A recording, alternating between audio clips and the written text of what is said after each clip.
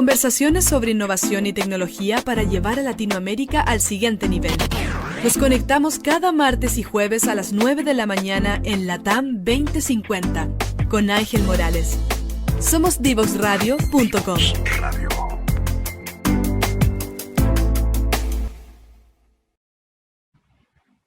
Estamos de regreso ya en Tarea de Tecnología para comenzar a hablar sobre esta nueva constitución y el rol de la educación, que va a ser uno de los temas más importantes, sin duda, según las propias demandas de la comunidad y de la sociedad en general. Sin duda, este llamado a educación de calidad, gratuita y obviamente con miradas feministas son parte de las demandas que se han escuchado en las calles durante el último año, en el último tiempo. Y para hablar sobre este tema, vamos a hablar con una de las personas que fue electa constituyente para esta tarea. Hablo de Yarela Gómez, profesora y también constituyente electa por el distrito 27. Buenas tardes, Yarela, ¿cómo estás? Buenas tardes, Nicolás, muy bien. Gracias por la invitación y el espacio de conversación. Muchas gracias, Yarela, por estar con nosotros esta tarde. Y un poco para que la gente que está conectada a esta hora en la radio sepa, Yarela es coyhaiquina, tiene 30 años, profesora de lenguaje y comunicación, y tiene bastante trayectoria en temas sociales y ayuda también a la comunidad. Por ejemplo, es participante de la red docente feminista, es parte del movimiento de defensa del agua, la tierra y la protección del medio ambiente. También es coordinadora y profesora de la Escuela de Educación Popular con fines laborales Amanda Labarca, voluntaria de la ONG ACER en el proyecto de recuperación del arroyo Las Lumas, y también presidenta regional de Convergencia Social en Aysén. ¿Cómo nace, Yarela, todo este interés por aportar a la comunidad a lo largo de tu vida? ¿Cuándo fue el momento que tú dijiste, ya, ahora quiero comenzar a hacer algo por los otros?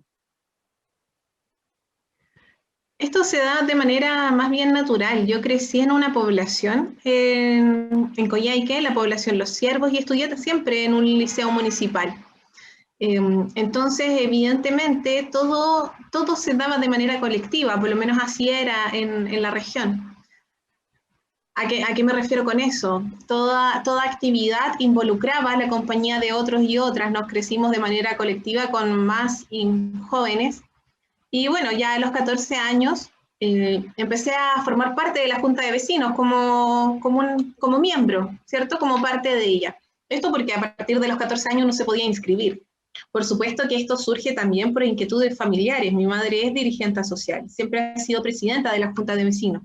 Entonces, ese sentido social o esa idea de cooperación, yo diría que no es que haya sido inculcada, pero sí, por supuesto, que la práctica es la que finalmente te lleva a entender que al parecer las cosas colectivas funcionan mejor. Y bueno, ahí desde los 14 en adelante empecé a participar en muchos aspectos y formo parte de esta generación que el 2006 se levanta y dice, oye, ¿sabes qué? Esto de la LOCE no es nada así tan beneficioso como nos dijeron, hay distintas cosas que hay que modificar, y ahí ya empezó a desarrollar un trabajo más dirigencial como dirigente estudiantil, como parte de la Revolución Pingüina. Y por supuesto que ya cuando empiezas con eso, nada, te das cuenta que funciona todo mejor de manera colectiva y empiezas toda tu vida, se va construyendo sobre esas bases. O sea, la última configuración de la identidad también se desarrolla en la adolescencia, entonces yo asocio que esas experiencias colectivas son las que finalmente persisten ahora en esta etapa adulta. Claro, Yarela, obviamente eso también fue una de las motivaciones, me imagino, por las cuales tú también estudiaste pedagogía en lenguaje, y obviamente tienes contacto con los profesores en cuanto a sus demandas, a sus urgencias, a las necesidades que tienen que cubrir, sobre todo en un escenario tan complejo como la crisis sanitaria. En tu programa como constituyente, ¿qué rol tiene la educación en ese sentido? Mira, el programa que nosotros presentamos es un programa de líneas bien generales, como de directrices, porque es un programa que se construye en el movimiento Aysén Constituyente, un espacio que alberga distintas organizaciones políticas, pero también organizaciones sociales y culturales. Ahora bien, para nosotras es fundamental que la educación sea entendida como un medio y un fin para las transformaciones.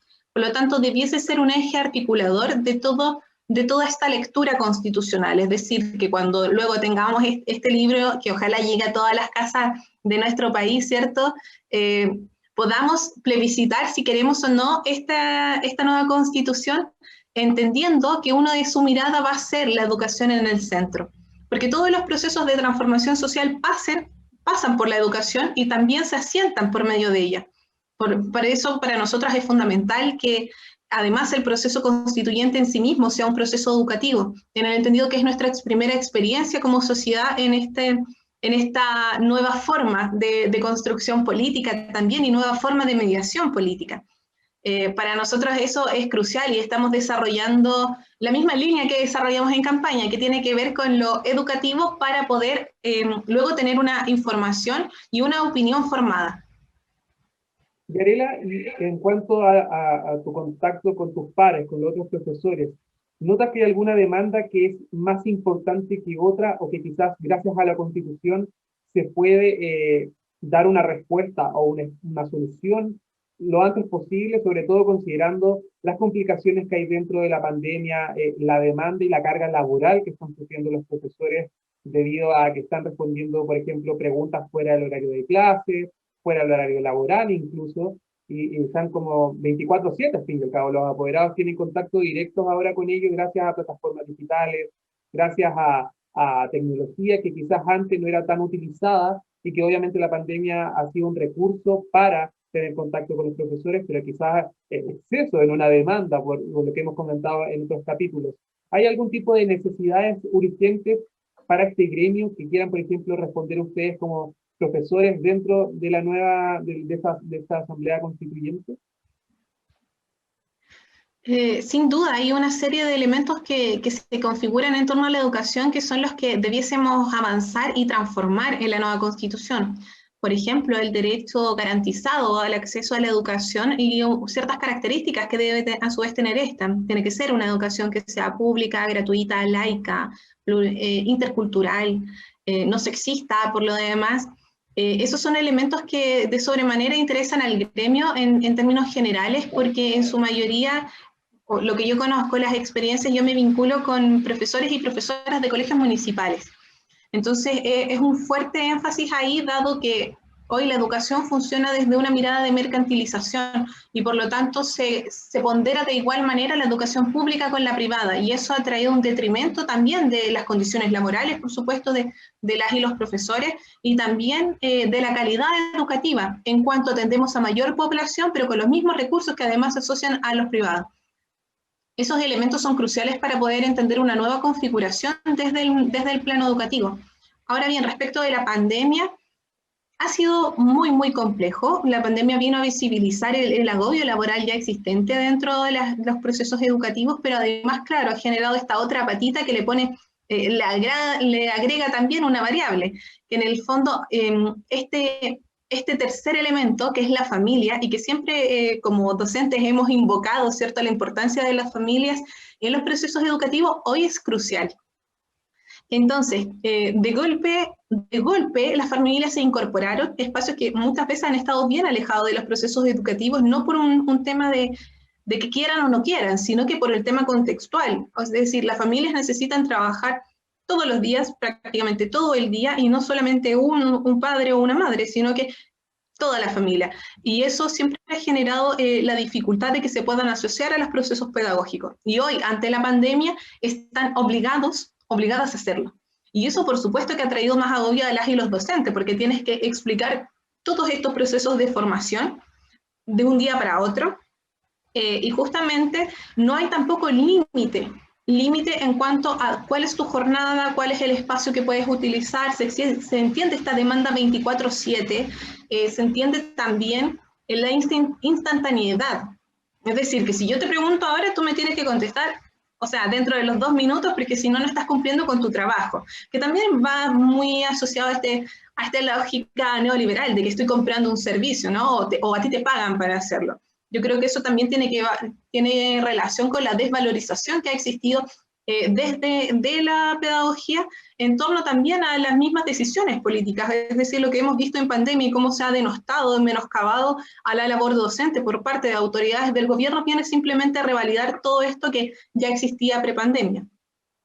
Yarela, y considerando el rol determinante que tomaron las familias según tu propia experiencia, ¿crees que estaban preparadas para lo que conlleva la pandemia en materia de educación, en ya un poco no sé si suplir el rol del profesor, pero sí asumir en determinados momentos ciertos contenidos que quizás no había visto hace años o que había olvidado. ¿Crees que las familias chilenas estaban preparadas para un poco fortalecer el rol del profesor esta vez en casa? No, no, en ningún caso. Porque justamente lo que se estaba desarrollando en los colegios, principalmente se estaba desarrollando ahí, porque incluso se generó esta idea de no generar tarea para la casa. ¿Se acuerdan que hace un par de años eso también se manifestó? A mí me hace todo el sentido que efectivamente así fuese por la cantidad de horas que existían dentro de las instituciones y por tanto ahí se podría efectivamente hacer una cobertura curricular. Sin embargo, ese hecho hizo que también las familias estuviesen disociadas de la propia labor educativa.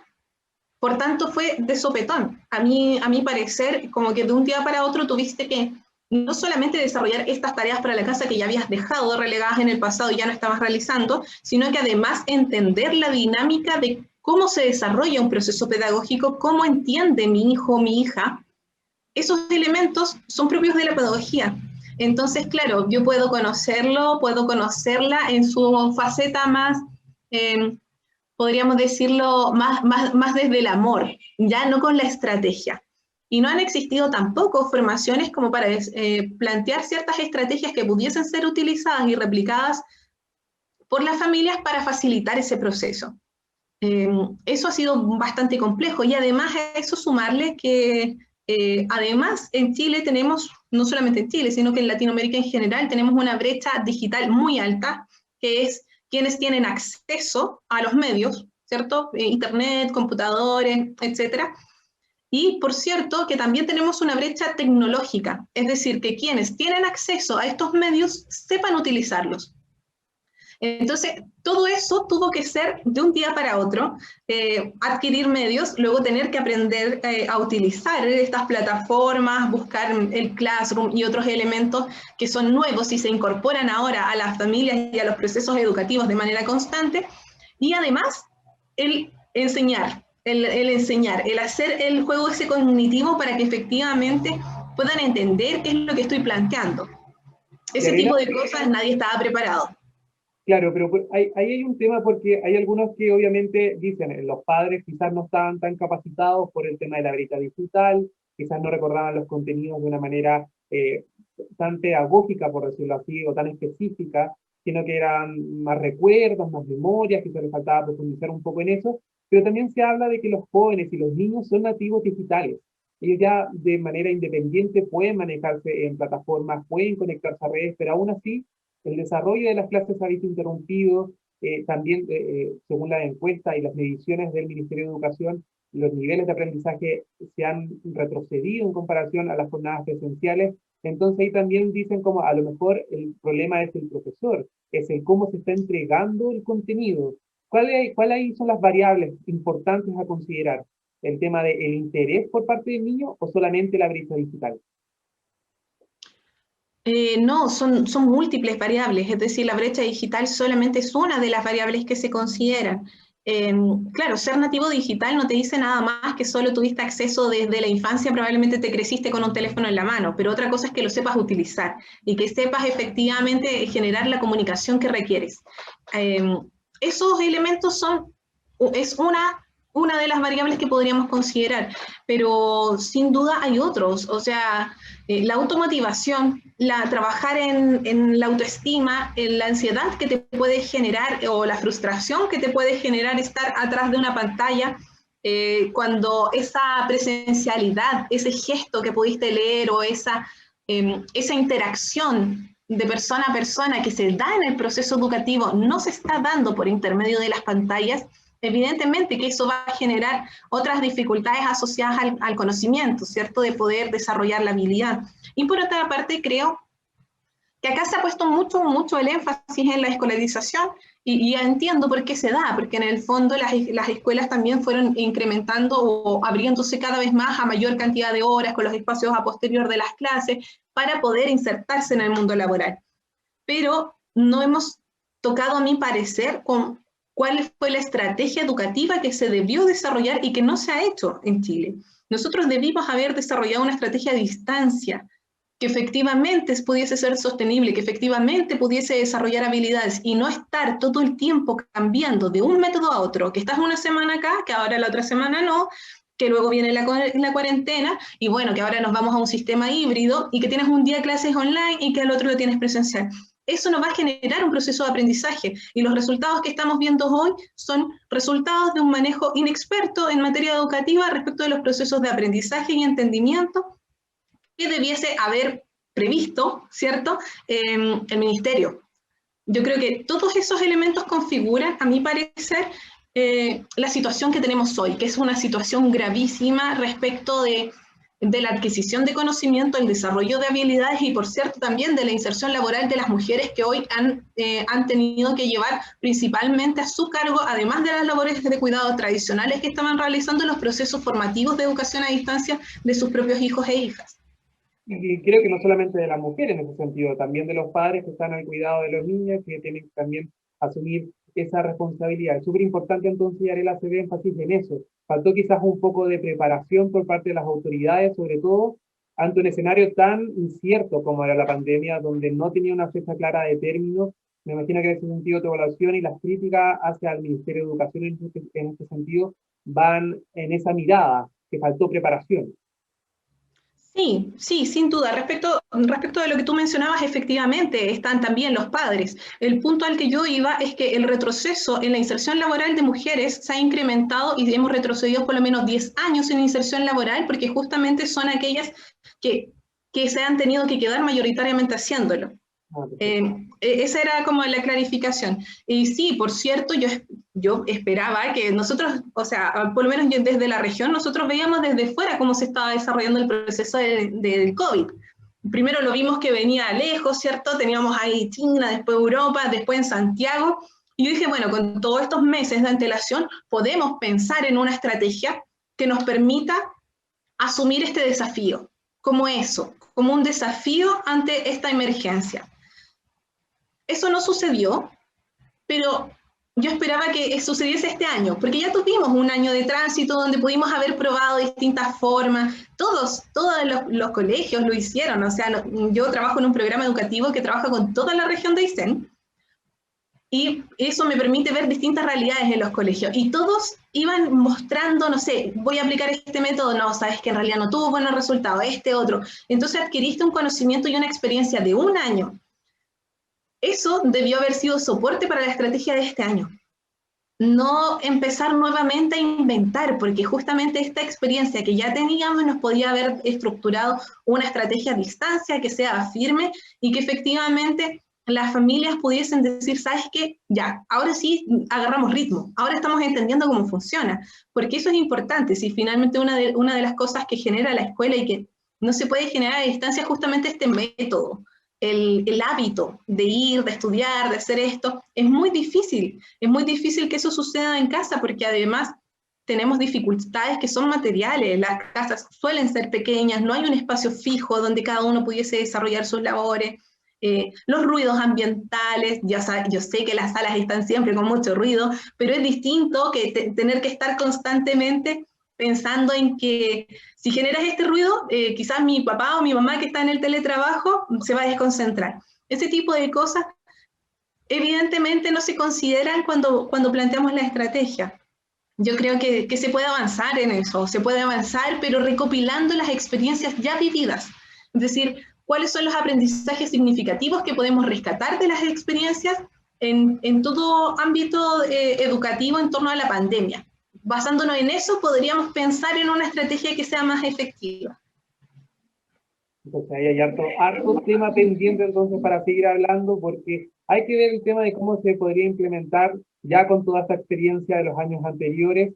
Hay que ver también cómo se puede asegurar, gracias a la nueva constitución, distintas aristas de la educación, como por ejemplo, que sea gratuita, que sea de calidad, y esta mirada feminista, que es una de las apuestas dentro del programa de Yarela como constituyente. Hay varios temas que queremos abordar contigo, Yarela, en este programa, pero antes de continuar con la conversación, vamos a saludar a nuestros auspiciadores de Diatec, porque todo organismo técnico de capacitación merece un buen apoyo virtual en esta era digital. Y en Diatec seremos tu mejor aliado en este camino.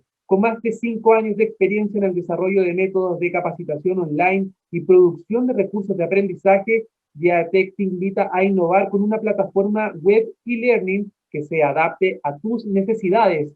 Nuestras plataformas se encuentran integradas al libro de asistencia virtual del CENSE y cuentan con el soporte técnico continuo para asegurar el servicio en la mejor calidad posible. Aprovecha esta oportunidad y conoce más en www.viatec.cl.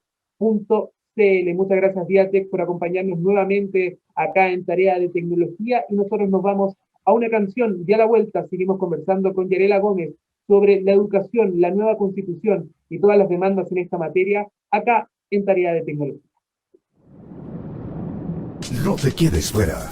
Aprende sobre fenómenos naturales, sus riesgos y planificación territorial. Cada martes y viernes a las 11 de la mañana con Cristian Farías en divoxradio.com.